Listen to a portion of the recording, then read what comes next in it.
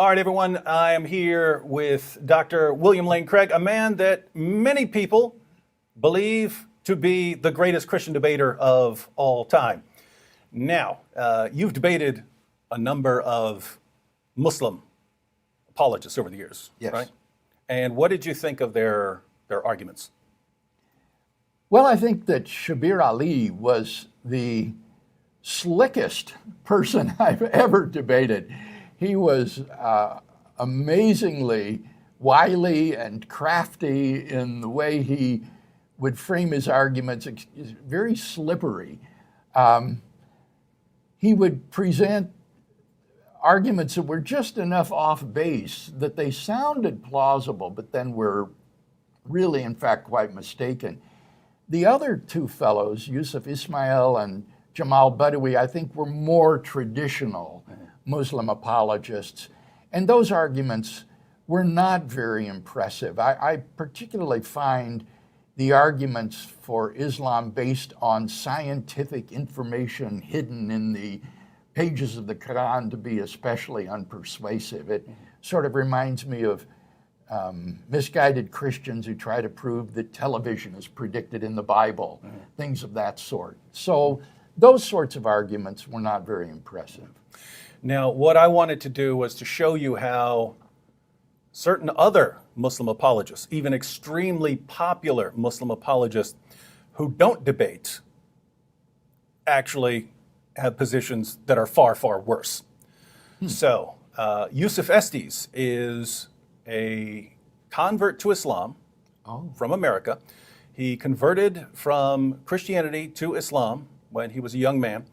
And he gives his testimony. Basically, he had no evidence, no foundation for Christianity, didn't believe there was any evidence for it, Yes. Accepted it all by faith. And then a Muslim came along and showed that there's good evidence for Islam. And so now he's become a massively popular Muslim speaker. But because he doesn't debate, he can kind of say whatever he wants to his Muslim audience. And you're going to get a bit of an idea of what passes for good argumentation among Muslim apologists who don't face you in debate. So we're gonna look at three short clips here, and I've just divided them up so that we can sort of comment on each one. But I'm going to ask you a question, and I want you to be honest. This is not for you to, start a debate, but just be honest. Was Jesus a Catholic?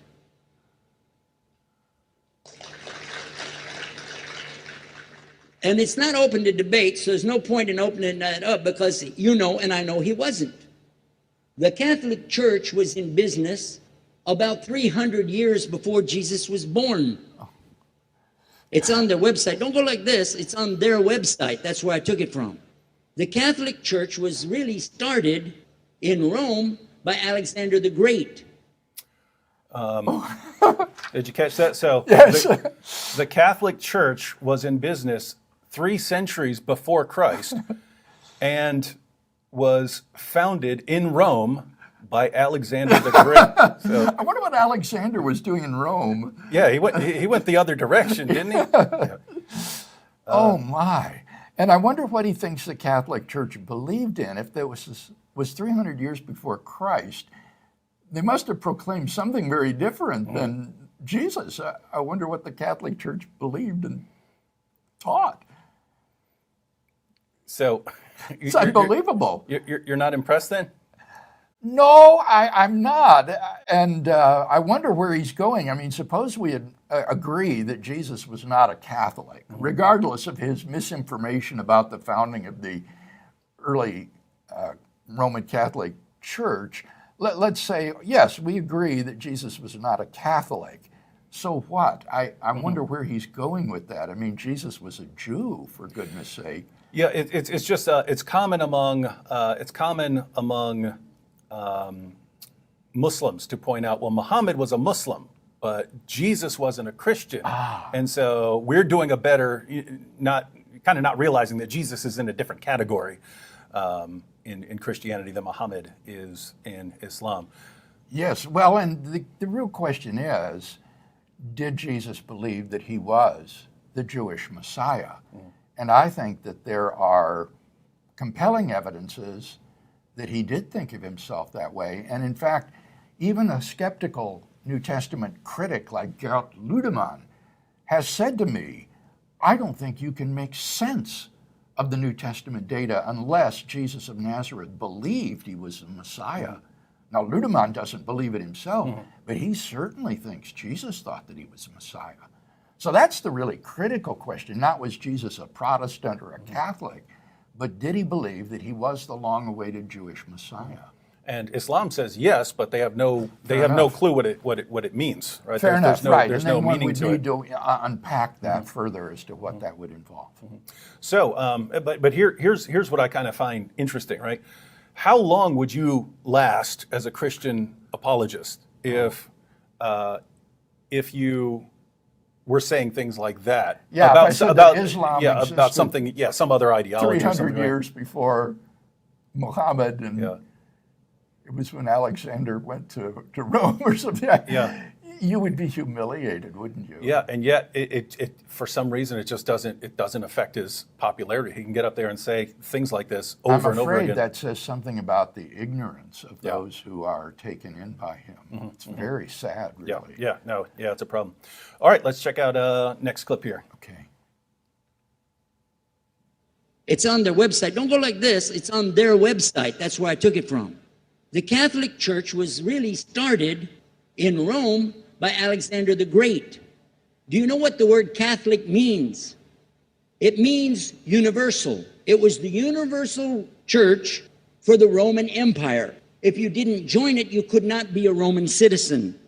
And it was opposed to the teachings of Judaism and opposed to the teachings of the early Christians for more than 200 and some years. And they were diametrically opposed to each other to the extent that it was the Romans killing the early Christians. So the Catholic Church was founded 3 centuries before Christ by Alexander the Great in Rome and became the dominant religion of the Roman Empire, and was called the Catholic Church because it's the universal religion of the Roman Empire. It was apparently, in his view, a pagan belief system and institution. I'll tell you honestly, David, what I think this betrays is a very ugly sort of anti-Catholicism. One finds this also among certain Protestant fundamentalists, and I think in this case, Muslims, who have this, it's kind of like anti-Semitism, except it's directed at Catholics. And I think it's extremely ugly and, not to say absurd. Yeah, I get comments from people all the time who are now who are persuaded. I think it was from one of those chick tracts. Remember the yes? chick Oh, tracts? I do. That's what I was thinking of. I think it was from one of those or from some sort of pamphlet like that that the Catholic Church actually started Islam. Oh. And so, oh my goodness. Yeah, that's going around now too. Yeah, just crazy. All right, let's see what he has to finish up with here. You know, by the way, I think this ought to be a good incentive for those of us who are Christians to study some church history. So many of us think that Christianity began with Billy Graham in the 20th century, and we need to read some books on church history and the history of doctrine. It's very illuminating and edifying to realize that we stand at the tail end of the most massive movement in the history of mankind, which is the Christian church. Yep. Now, if you understand that and you go to their website and read, they didn't even take over Christianity until the year 325 AD. Oh. And when they did, they changed a lot of things, again, referring to their own website. But if you want to check it in Britannica or Americana or grow your encyclopedias, go ahead and read about the Catholic Church. When in August of 325 AD at the Nicaea Council, they took over. By the way, you see these guys taking notes? They're taking notes on all of this. That's shocking, and I'll bet none of them will ever consult the sources Yeah. that he said they should look up. It's First all thing bluff. they said was, let's change the date of the birth of Jesus to be the same date as that of Mithras, which was the god, one of the gods worshipped there, and also the sun god's birthday was the same day, December the 25th, believing it to be the shortest day of the year. And Constantine was a sun worshiper of Sol Invictus. Go to the website, read it for yourself. So it's all supposedly there on the Catholic Church's website. Yeah, I wonder what that website is. He said it's the Catholic Church's website. Oh, yes, this is the kind of stuff, again, that you mentioned before, where the Council of Nicaea is blamed for inventing and doing all sorts of things. It just betrays a dreadful ignorance of church history. I mean, we have the writings of these so-called ante-Nicene church fathers that we can read and understand the debates over the Trinity and the deity of Christ, and how they struggled to enunciate the doctrine of the Trinity, and then the codification of the canon that occurred. This is just terrible ignorance that is pulling the wool over the eyes of these gullible people. Yeah, and I agree with you that it's sad, just because there have to be plenty of Muslims who do know that's completely false. Like the crowd doesn't seem to get it, but there have to be educated Muslims who know that he's spouting complete nonsense, and yet they just don't call him out in the way you would be called out if you were spouting that kind of nonsense. So what about people like Shabir Ali? Doesn't he call out any of these people? And I'm not aware of there being any significant challenge to him from Muslim apologists or Muslim scholars. So sad situation. Yeah. All right. Well, thank you for joining me, and for everyone watching, we're down here recording a massive series on the resurrection, which will be out just before Easter.